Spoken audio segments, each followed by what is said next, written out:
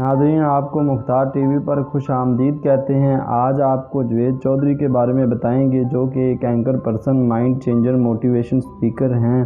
Back وقت ان کے اندر 3 خوبیاں کیسے آئیں؟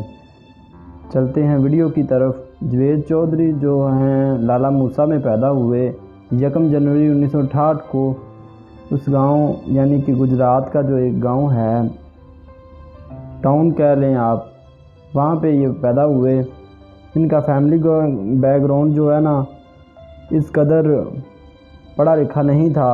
وہ کہتے ہیں کہ ہمارے ہاں پڑھنے کا کوئی رواج نہیں تھا، کوئی کنسیپٹ ہی نہیں تھا کہ پڑھنا لکھنا یعنی کہ پڑھنا چاہیے۔ یہ اپنے خاندان میں بہن بھائیوں میں سے سب سے بڑے تھے، اس لیے انہوں نے چاہا کہ پڑھیں۔ اپنے والد سے کہا، وہ 4 سال کی عمر میں انہیں گاؤں سے شہر لے آئے۔ لالا موسیٰ سے بہاولپور ایک شہر ہے، وہاں پہ لے آئے، اور وہاں پہ آ کر انہوں نے اسکول کی تعلیم حاصل کی، پھر کالج کی تعلیم حاصل کی۔ اس کے بعد ایسا یونیورسٹی تک پہنچ گئے۔ یونیورسٹی سے جب فارغ ہوئے تو انہوں نے نوکری کا سوچا۔ یہ خود بتاتے ہیں کہ جب نوکری کے لیے میں گیا تو مجھے یہ نہیں پتا تھا کہ کس طرح نوکری کا فارم فل کیا جاتا ہے۔ اس وقت نوائے وقت میں ایک نوکری تھی، وہاں پر انہوں نے اپلائی کرنے کے لیے ایک دن گئے۔ گرمی بہت زیادہ تھی۔ اندر گئے، وہاں پہ کاؤنٹر پر صاحب کو ملے۔ انہوں نے کہا کہ مجیب نظامی صاحب سے میں نے ملنا ہے۔ انہوں نے کہا کہ وہ نہیں ملتے۔ وہاں کاؤنٹر پہ بیٹھ گئے، انتظار کرتے رہے۔ تو وہ صاحب کہنے لگے، میں نے کہا وہ عام لوگوں سے نہیں ملتے۔ انہوں نے کہا کہ میں یہاں بیٹھ کر ان کا انتظار کروں گا۔ ایسا کر کے وہ جب ان کی پالیسی چینج ہوگی، جب وہ عام آدمیوں کو ملیں گے تو میں بھی ان سے بات کر لوں گا۔ ان کو بہت زیادہ غصہ آیا۔ انہوں نے کہا کہ آپ چلے جائیں، ایسے اپنا ٹائم ضائع نہ کریں۔ جاوید چودھری صاحب انہیں کہنے لگے، باہر بہت گرمی ہے، جب موسم تھوڑا سا ٹھنڈا ہوگا تو پھر میں چلا جاؤں گا۔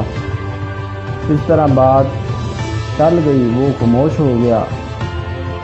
دوسرے دن پھر وہ وہاں اس دفتر میں، نوائے وقت کے دفتر میں چلے گئے۔ روزانہ یہی سلسلہ چلتا رہا۔ وہ جو کاؤنٹر پہ صاحب تھے وہ اس طرح آپ کے سفارشی بن گئے۔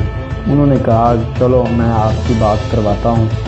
جب مجیب نظامی صاحب سے بات ہوئی تو انہوں نے کہا کہ اس بچے کا انٹرویو لیا جائے، یعنی کہ پیپر لیا جائے۔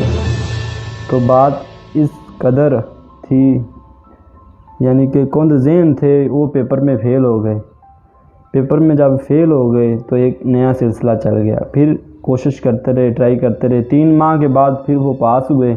پھر ایک سلسلہ چلا انٹرویو کا، پھر وہ ایسا کر کے اس میں بھی پاس ہو گئے۔ یعنی کہ ٹرائی اگین ان کا مشن تھا۔ وہ ایسا اس میں یعنی کہ کامیاب ہو گئے۔ اس کے بعد انہوں نے وہاں پہ کام کرنا شروع کر دیا مستقل۔ جب 2007 میں ایکسپریس آیا تو اس کو انہوں نے جوائن کر لیا۔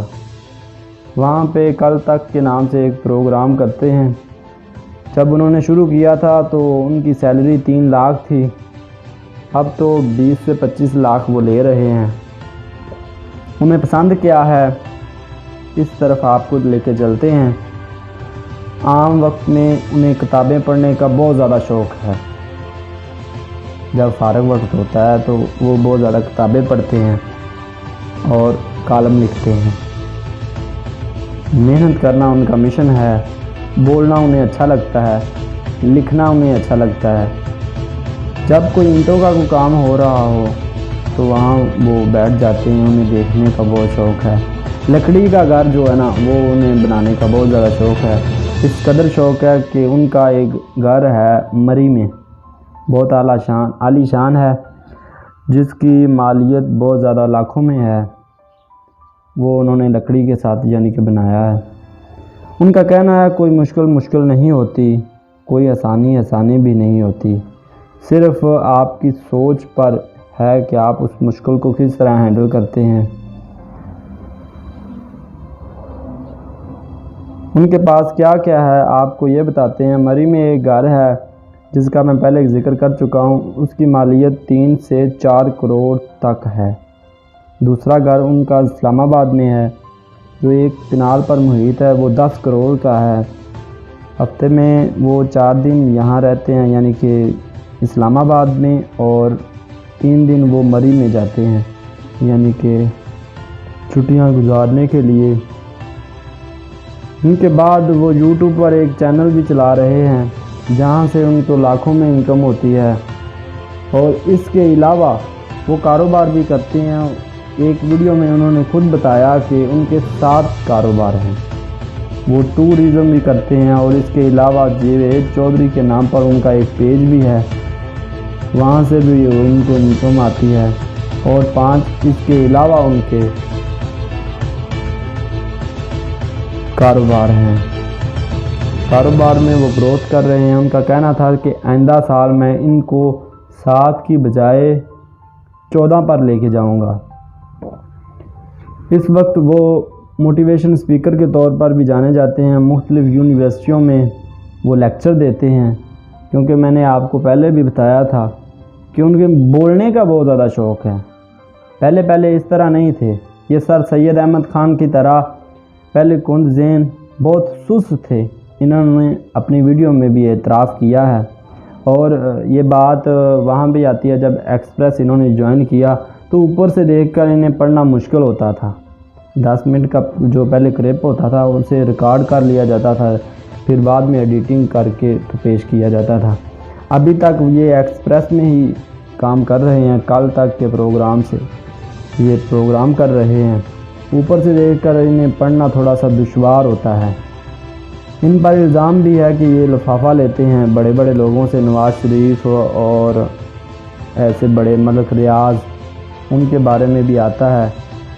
کیف ہم ان کی اچھائیوں اور برائیوں کو آپ کے سامنے رکھیں گے۔ آپ کمنٹ میں بتائیں کہ یہ کن طرح کے ہیں۔ ہم نے آپ کو ان کے متعلق، ان کی بایوگرافی کے متعلق آگاہ کیا ہے۔